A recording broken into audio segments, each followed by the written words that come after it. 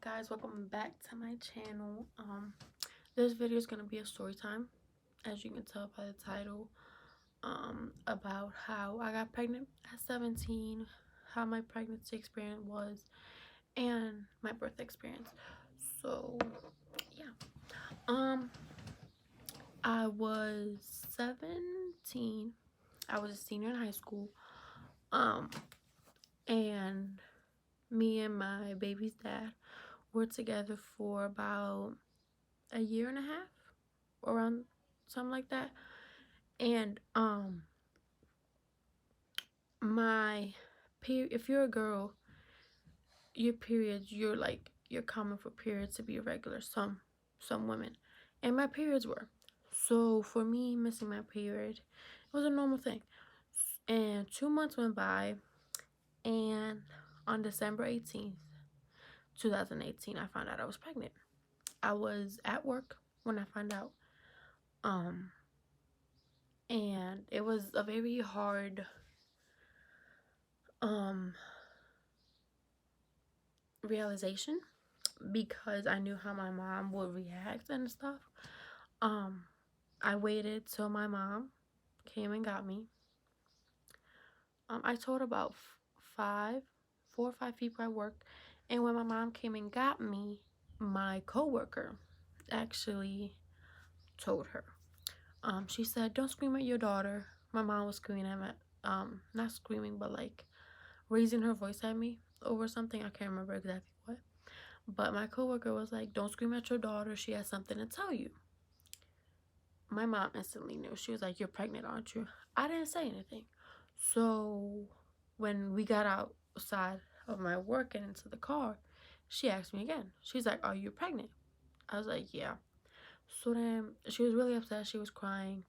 And as a reaction, she just slapped me. And that's understandable. And I was like, in my mind, I was like, "You shouldn't do that, but that's okay." Because I can only imagine how you feel. So she took my phone away, because she was currently paying for it at the time. And she took my phone away. And if I remember correctly, she didn't talk to me about my pregnancy or nothing for about 5 months.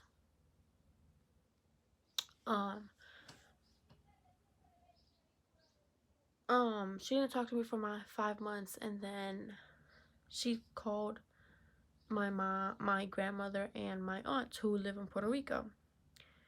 She called them and she told them, and they couldn't believe it either. They thought she was joking. So then a couple of days went by, and they called her back and told her, "Don't be upset with her. Don't be upset about the situation. Just look at it as another generation to the family." So then in that point of view, she started changing her mindset and stuff.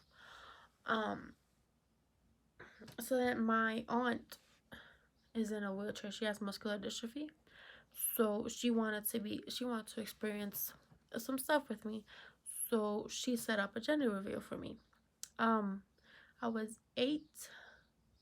around 8 to 10 weeks when I did it. It was it's called a sneak peek test. She purchased it. It was $80. She purchased it. It came to my house, and it's just like a little tube, like about this size. You prick your finger and you fill the tube up until a line that it has. And you have to follow the exact directions or it will get contaminated. So I did that. We sent it off. In about 2 weeks, she got the results. So we flew to Puerto Rico around January 20th to 23rd, something like that, around that time. And we planned everything for my gender reveal. It was what's the baby gonna be? It was like a bee theme. So February 2nd of 2019, I found out I was having a boy. And for me, it was very emotional, very very surprising, because I wanted a girl, and I honestly thought I was having a girl.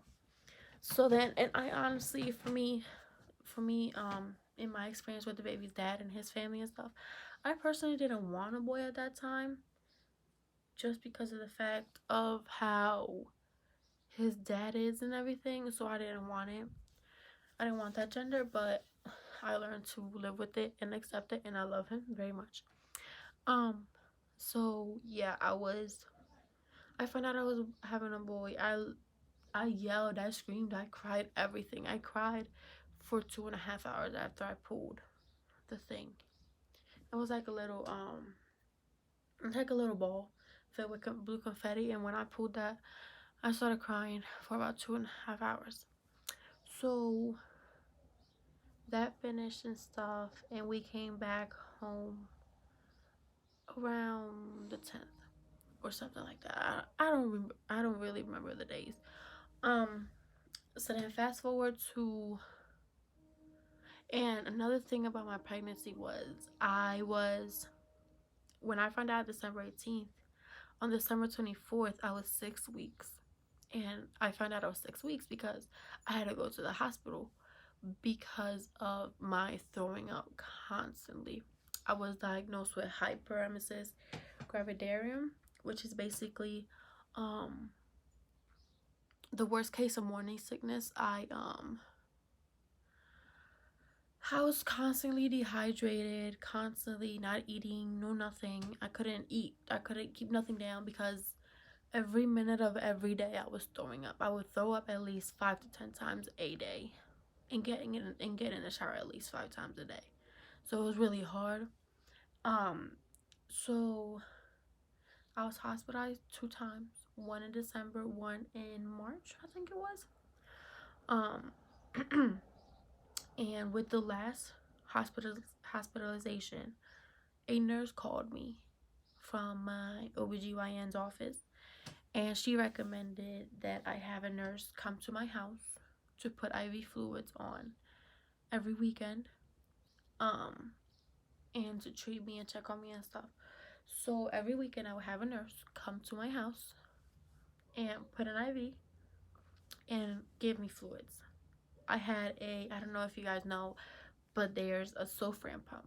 Sofran is for nausea medication, I believe. So every day I had to walk around with a pump attached to my stomach. And it had like a little needle that I would take it off every time the medicine ran out. It was set to give me medication every hour, I believe, or something like that. Um, every time the medication would run out, it was like a little stick like this big. Every time the medication would run out, I had to take the needle off and insert a new needle.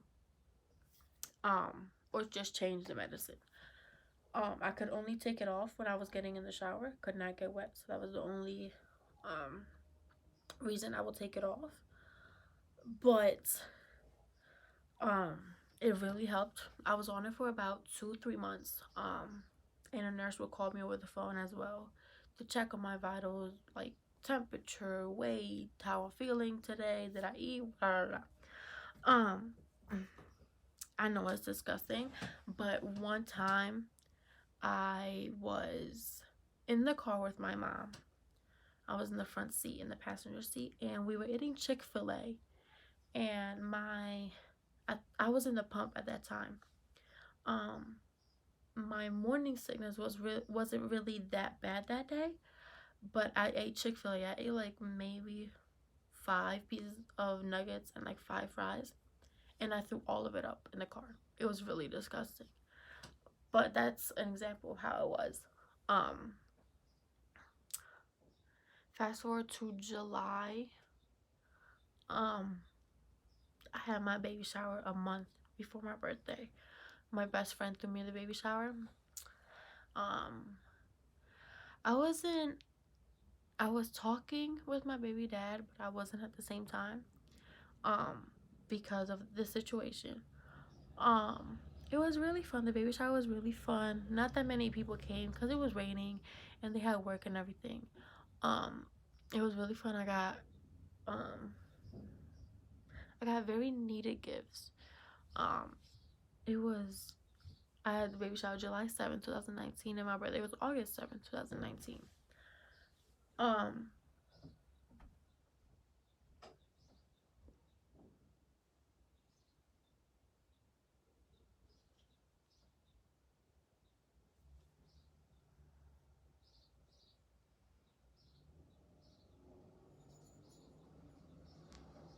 When I started my pregnancy, I was overweight. I was 215, I believe, and with the throwing up constantly, I lost a lot of weight. And by the end, his due date was August 18th, 2019. By the end of my pregnancy, I had gained probably 5 pounds. Because my weight went from 215 to 204 to 211 back to 204. So it was constantly up and down, up and down. Fast forward to August. My grandmother came from Puerto Rico to um grandmother came from Puerto Rico to see the birth and stuff and be there to help. Um, my mom had to have a little procedure done on August 8th, so we decided to go to DC. We live in Baltimore. We decided to go to DC for the weekend before the baby comes and have a relaxing weekend and stuff. Well, on we got to DC on the 9th. I was having Braxton Hicks, and I guess not regular contractions, but some contractions that week. Um, well, August 9th came, or August 10th, and my contractions were getting really bad. I can barely sleep from the night from August 9th to August 10th. So, since I could barely sleep, I just laid down all day, and I woke up like around 1:30. I got in the shower, and when I was getting out, my mucus plug actually came out. That was around 1:30, 2 o'clock. My contractions starting to get very frequently. So by 10 o'clock at night, I decided to tell my mom that we should go home so we could be closer to the hospital. So we went home. We got in the car about 10:15. We called my doctor as soon as we got in the car. She told us, time them until they're 2 minutes apart. Don't come to the hospital. That was at 10:30.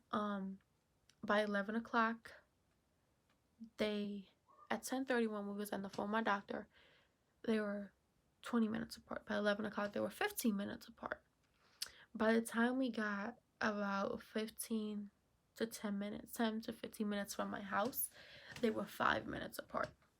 I had thrown up on myself a little bit from the pain and stuff on myself, and I decided to go home and change and get my hospital bag and stuff. So I went home, I changed at 12. I got to the hospital at 12 o'clock at night. I was 2 minutes apart. My aunt had already got there because I told her what was going on. So she went and got my paperwork started. I was 4 centimeters at 12 o'clock at night. And by 11 o'clock, I was 8 centimeters. I hadn't have no epidural. I was trying to go all natural with no medicine. I had no epidural, and a doctor that wasn't my doctor came in and checked my cervix. I was 8 centimeters dilated, and he thought I couldn't do it without an epidural. And I was really tired. I was really scared. I wanted to have the energy to be able to push. So I decided to get an epidural. And thank you. See you guys next time.